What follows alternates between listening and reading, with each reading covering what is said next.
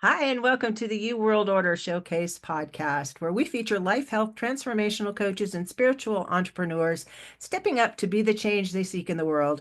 I'm your host, Jill Hart, the Coach's Alchemist, on a mission to help coaches and entrepreneurs amplify their voice, monetize their mission, and get visible, leveraging podcasts and a million-plus audience on the Gnostic TV network. Today, we are chatting with Vicki Paris Goodman. Vicki is the author of To Sam with Love, a surviving spouse's story of inspired grief. After the death in 2019 of her husband, Sam, the love of her life, she was unexpectedly flooded with optimism and presented with a host of possibilities for an exciting and meaningful future. She received valuable insights, seemingly coming from an outside source, enabling her to conceive a more realistic and uplifting understanding of adversity and loss.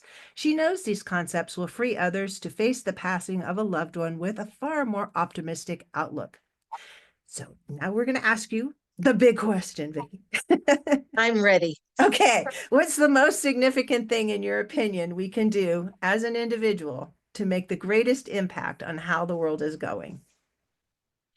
Yeah, I think, we're all presented with insights at various points in our lives. And, if they're really good, I think we should share them. And in my case, um, I was presented with insights after I published the book. So the book is more, hey, this is the story of a poster child for moving on after the death of the love of your life in the most optimistic and positive way while grieving for that loss.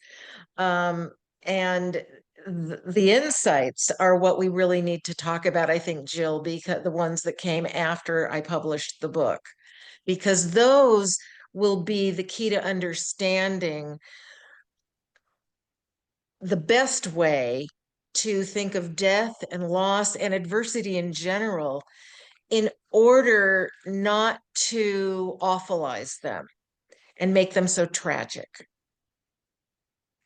You have a really unique perspective about that, and I'd love for you to share it with the listeners.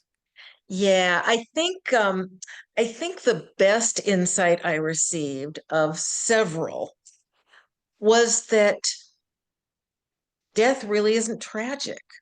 Now, this does require a certain belief system, but most people hold that belief system, I've found. And that is that there is a loving God and a beautiful beyond words afterlife. And in that afterlife, there is a love so powerful that surrounds the souls that are there that we can't even begin to imagine that love while we're here on earth. And so, given all of that, and given that my husband Sam went to this beautiful place ahead of me. I'm left behind, but I believe I will join him there someday. In the meantime, God's plan for me was to experience more, to learn more, and maybe even to teach others. And that is what I'm doing here on your show, Jill. I want others to have the benefit of these insights. I love that. Yeah. And so anyway, I think let me just say one other thing about that. Go ahead. I think the reason even though we have this belief system, I think the reason that we awfulize death is because we're told to. Our culture, our Western culture, tells us that death is tragic and that loss is tragic. And what makes my experience all the more stunning is that I was raised in a very secular household. And my family doesn't believe in anything. And I didn't believe in much of anything until after Sam passed. And someone recommended that I read a particular story of a neurosurgeon, a secular neurosurgeon who had a near-death experience. And reading his story without going into any detail, because we don't have the time, brought me all the way to believing fully in God and an afterlife. And boy, does it change things. For one thing, I no longer fear death. When you don't believe in these things, you fear death because you think that death is the end. It's really sort of a beginning. It's a different birth. Yeah, yeah, So, and to me, when you talk about having a belief or a faith in God, it doesn't have to be like the Christian God or the Muslim God. It's just a God, the that's right. creator, the energy that sustains us all. You can believe anything you want, but you can't deny that there is energy in the universe, and that energy holds us together. So it's no matter which story you accept, they all promise death is beautiful. Why should we fear that? Why should we fear that? Yeah, well, we shouldn't, and we shouldn't fear or be so grief stricken over the death of someone who's very, very important to us. Yeah, we're going to grieve because there are changes to our life, big changes. My husband Sam and I shared a life. We shared this home, and suddenly I'm in my house by myself. He does visit. That's a story that we probably don't have time to tell, but it is in the book. And it's a great story. And it's also the story of how I asked God to verify that these visits really were from Sam's soul, from Sam. And that prayer was answered. And yeah, it's a great story. So that's in the book. Yeah. So people need to get the book for sure. Yeah. Yeah. I do believe that people do come to you after they've passed. And I've had personal experiences with two individuals in my life that were very significant and important. And their visits really helped cement for me the idea that A, there is an afterlife, B, it's a great place. They're happy there. And it, it's what's waiting for all of us. Absolutely. I think the whole Yeah. idea of awfulizing death is can be traced back to money. The funeral services and the like, it's just got to be so tragic and it has to be all of this stuff instead of just, honoring the passing of somebody and remembering them because they still live on so long as you remember them. That's right. And I believe you can still have a relationship with this soul. It's not going to be the same as it was before. But knowing Sam is there um, is really comforting. It helps me not to miss him so much because I can talk to him and be pretty certain that he hears what I have to say. He doesn't talk back, but other people have reported getting messages from those who have died. I have theories on why these things differ, people's experience differ, and why near-death experiences differ in certain ways, even though they seem to have a lot in common, which lends to their credibility. Yeah. So why do you think that? What are your Which, ideas about why different people have different experiences with people from the oh, other side? this might sound kind of funny, but some people find little notes or something, or maybe they have letters from a game sitting around, and suddenly the letters become arranged in a way that there's a message there or something. Well, Sam hated writing. So I'm not at all surprised that he doesn't leave me messages. I mean, it's kind of silly to put it that way, but I think the people who have passed on are different, and so the ways in which they contact us or choose to relate to us from the afterlife are going to differ. I really don't know any more than that, and I don't even know that. That's just me, the one once upon a time mechanical engineer before I retired, trying to think of it logically, you know. I admire you as an engineer to wander so far into the woo.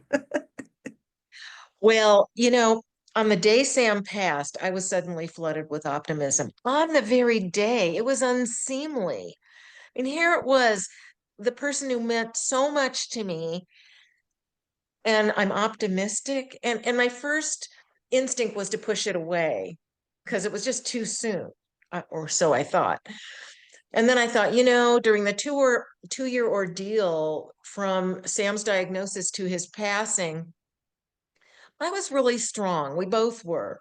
And then in the last 2 to 3 months that he needed taking care of, I took really good care of him. And I am not the caregiver type. There's a funny story in the book about that too.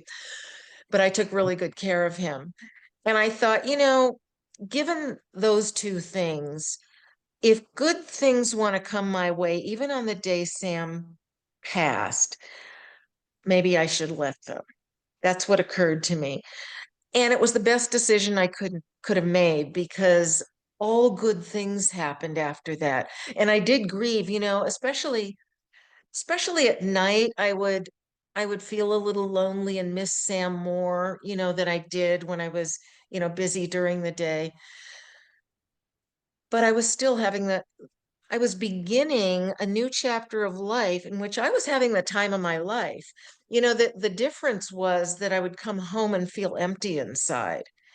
And I was pretty sure, after thinking about it, I was pretty sure that that had a lot to do with the fact that the person who I shared everything with wasn't there to share them with anymore. I had no one to share things with. And I thought, okay, that's the part I have no control over. Um, I can't do anything about that.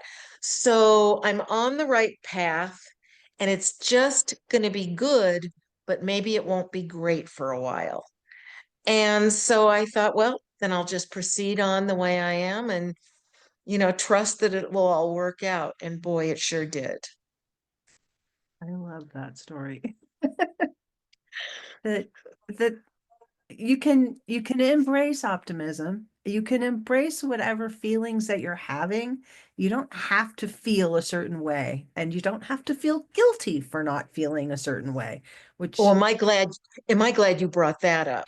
So many people, because of this cultural conditioning, we are kind of taught that we have to grieve a certain way and for a certain length of time. And that length of time has never been specified. So everybody interprets that for themselves, Some people think it means, well, I have to at least, kind of keep myself at bay, maybe stay home mostly or whatever for, 2 or 3 months, maybe. I don't know. Some people interpret it to mean for the rest of their lives.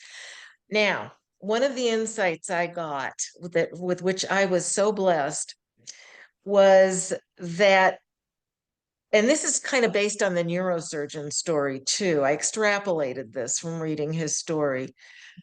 Souls in the afterlife, because of this love, this unbelievable love that we can't imagine here on earth, but they are surrounded by it. Souls in the afterlife become perfected and they don't experience negative emotions. To me, that's the only logical conclusion to draw from the fact that that unbelievable love is there in the afterlife. And if souls are perfected and don't experience negative emotions, then they don't experience anger or jealousy or any of those things. All they want for those they loved in life is for them to experience the least amount of pain over their passing and to move on as quickly as possible so they don't miss out on too much of life and to do it in the most move on, that is, in the most spectacular way possible. So the guilt needs to be thrown out the window. There is absolutely no reason for it. You can honor your deceased loved one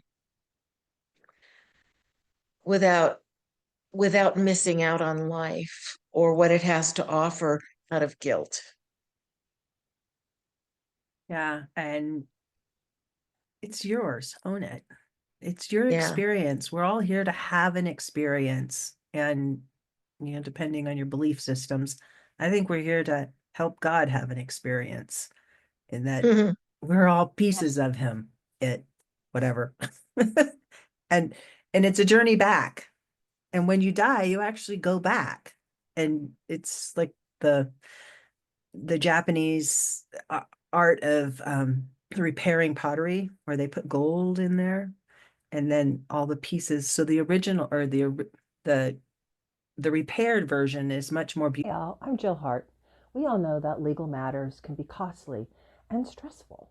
Finding the right representation and dealing with high retainers and hourly bills adds up fast. But what if I told you there was a way to have legal insurance, just like your health or auto insurance? Well, Legal Shield has leveled that playing field. From just $29.95 a month, you get access to lawyers for personal legal matters, from traffic tickets to real estate issues or even trust matters. Help is just a tap away on your phone.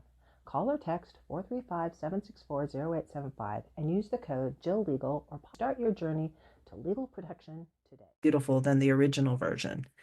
And I Mm. look at that as souls coming back.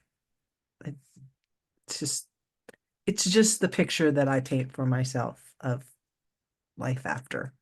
And I Oh, I love that. You said something interesting. You said we are all a piece of God, and I do believe we are all a part of God. But the way you said it made me think of something.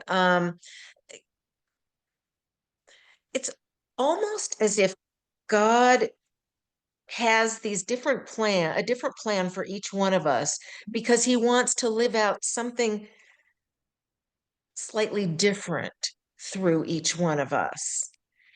And when you realize that God has a different plan for you than he has for anyone else, and if your loved one passes ahead of you, we've already we've already established that we shouldn't awfulize that event.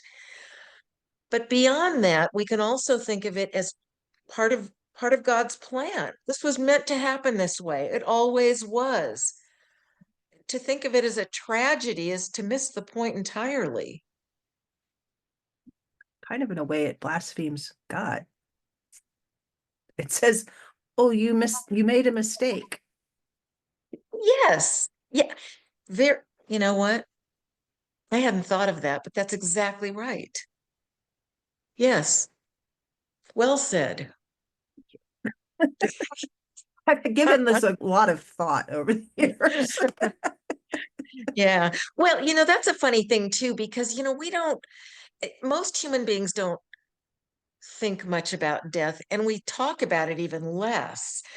And, a lot of people might think, oh, I don't want to listen to podcast about it either, and really, death is a great subject to ponder because of how we fear it. And, we're always, as human beings, afraid of the unknown and the uncertainty and all of that. And my message nails down a few things. If we have this belief system, there are certain things we can depend on. And it doesn't have to be as uncertain or as frightening. It really doesn't have to be frightening at all. It doesn't. And whether you're experiencing it yourself or you're experiencing it with a loved one, you're both on the path on this journey together for a while, and then they step off. They reach their destination and you're just not there yet. So it's okay. And and if you think about it, God's plan was for Sam and and me to spend a certain part of our lives together. Mhm. And then I was never supposed to have him with me until the end of my life, because this is what happened. And I believe strongly that God planned it this way all along. So the better thing to do is to say, oh, okay, I'm left behind. That means God has a plan. I should open myself to recognizing what those opportunities are, maybe embrace some or all of them, and see what I can make of this because it's God's plan. And this was always the way it was going to be. Yeah. And be happy about it. Excited. It's Mhm. okay. Give you Yeah, permission. You don't have to feel bad about wanting to move on with your life and to be what you're here to be. And because you never exactly. know who needs to hear your message. I shared with you before we started that I think my sister needs to hear your message. It's just somebody in my life that I know that could benefit from hearing what you have to share. And I know she shares the same belief system about there is a God and he cares about us and he wants us to um, be happy. I mean, I don't think God expects us to be miserable. I think things happen in our lives, usually because we create them, that make us miserable. Right. but but we don't have to live in that. And you can move through it. And Yes. death is just one of those parts that we're all going to have to face it for ourselves at some point, and we're all going to experience loved ones leaving us at some point. And really, it's a cause for celebration. It is not a cause for depression or extended grief. They get to go to this fabulous place and we'll join them there later. It's a cause for celebration. I've talked to people who've lost young children or Mhm. children, and the ones that are the most well-adjusted and moving on with their lives and doing amazing things so they don't waste the child's life, uh, they have this belief that their child came to them for a reason, a season, and now they're off doing whatever they're going to do next. And the parent is left with so many ways that they can help other people experience joy after the death of a child, which again, it goes back to, if you lose a child, your life's over. Nothing good can No, ever happen to you again. You don't deserve it. right. And everybody says it's happening in the wrong order because, I was supposed to die before my child, and this is all wrong, all wrong. And I used to actually buy into that, until I started having this experience. And well, I don't think I have to say it because, it's pretty much explained by everything you and I have just discussed, that even the death of a child, all it means is that child spent a lot less time than most of us do here on Earth. But I don't think being here on Earth is much of a percentage of the overall experience. I think it all happens in the afterlife. That's the main goal. And so if they get to Big go there event. sooner, yeah, if they get to go there sooner as opposed to later, there's this saying, the good die young. Well, we know that that isn't always the case. There are bad people that die young, and and we could get into a discussion. Are there really bad people? Well, yeah, no, we don't want to go there. I will go there with you because I don't really think there are totally bad people. I think there are people that are here to have an experience for God that we would term bad because we perceive what the experiences that they're going through as bad, but we aren't having that experience. We may be impacted by that experience, and I'm not so sure that we didn't agree before we came to go through that experience again Right. for God because it's part of his plan. Even the Bible says God is the author of both good and evil. Most people miss the and evil part. Yeah. Yeah. And that's really the crux of it when you understand that he's the author of both. Yeah. Yeah. Hmm. And it's all about Well, experience. It's just like that's the whole yeah, point of existence is to have some the some of us, experience.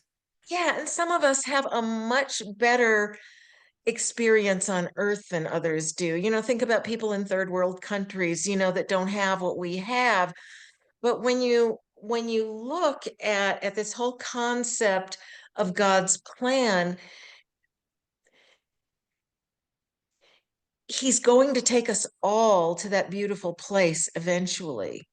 You Mhm. know, um, did we get lucky because we're here instead of, in some poor country on some other continent? I Those don't know people that might, it's even I don't really know that that's even a bad thing because those people are having a different experience. We have Exactly. a perception of what we want to experience in this lifetime. Those people have a different experience that they're going through. They have good days and bad days. No matter what that experience is, nothing is all bad, nothing is all good. It's an Yeah, experience, it's a journey. It's got adventure and excitement and highs and lows and relationships. And it's just like each individual human being is a little tiny sliver of of an experience of this greater energy of God. absolutely. And these these insights of mine that I've already talked about, some of them, um, I in no way think they came from me. Uh, I believe they came from an outside source. I mean, I've had moments of clarity all throughout my life. I think we all have. And, maybe they come every, 5 or 10 years or something, and you say, wow, that doesn't happen very often.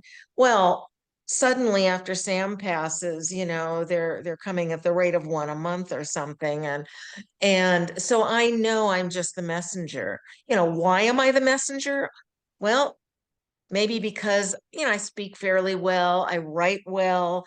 I was raised so secular that it's a little bit, maybe there's even more credibility coming from someone who has transformed from that extreme to fully believing in God and an afterlife. There are all kinds of reasons, but I feel honored. When I retired from Southern California to this smallish town in the mountains of central Arizona with Sam 8 years ago. I really, uh, what was I going to say about this? Sometimes when you make a sentence too long, you forget what the last part should have been. Um, To stick parentheses in there so I can really I confuse myself. know, I know. I was going to make a point about all this, And it but didn't come from you. It came from an outside source. And that yeah, anyway, it came from an outside source. Oh, I know. Yeah. So here I am, I love hiking. I play in an orchestra. I sing. I do all these things. And here I am spending a significant amount of my time not doing, well, I'm doing some of those things, but not as much as I otherwise would, because finally I have a way in which I feel I can give back to others, by trying to get this message out there because it's so positive, it's so optimistic, it falls so perfectly in line with most people's spiritual beliefs, and people need the message. Really, this needs to be a movement to get us off of that cultural conditioning and connecting the dots between how we think of death and loss and really all adversity and the fact that there's a loving God and a beautiful afterlife. Right now we're not connecting the dots. I totally see that. And I really think your movement is it's got legs, as they say. And I know that you have a free belief shifting 3 episode audio series. You want to talk about that a little bit? Yeah. Okay. So there's the book To Sam with Love. And since the insights, the best of them, came to me after I published the book, I put them in 3 short audio episodes that are each about 12 to 15 minutes long. And the insights are there. And I really believe that to get the full impact of my message and all there is here for me to offer you is buy the book, get the free audio episodes, and it's all available at inspiredgrief.com.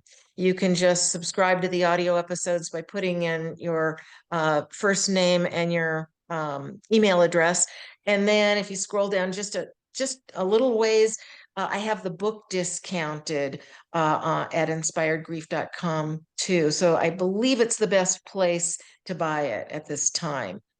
So yeah, and you can get to my blog. I have some blog articles also from that landing page there. So yeah, I it's love all it. there. Thanks so much for joining us today, Vicki. And Oh, thank you for having me. thank you Yeah, to those of you tuning in.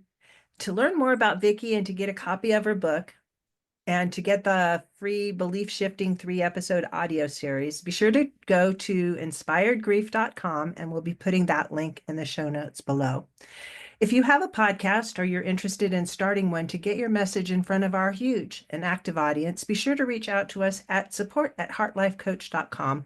We love to help spiritual entrepreneurs and coaches amplify their voice and monetize their mission, and offer a variety of ways to do this on the Gnostic TV network platform. Join us for our next episode as we share what others are doing to raise the global frequency. And remember, change begins with you. You have all the power to change the world. Start today and get visible.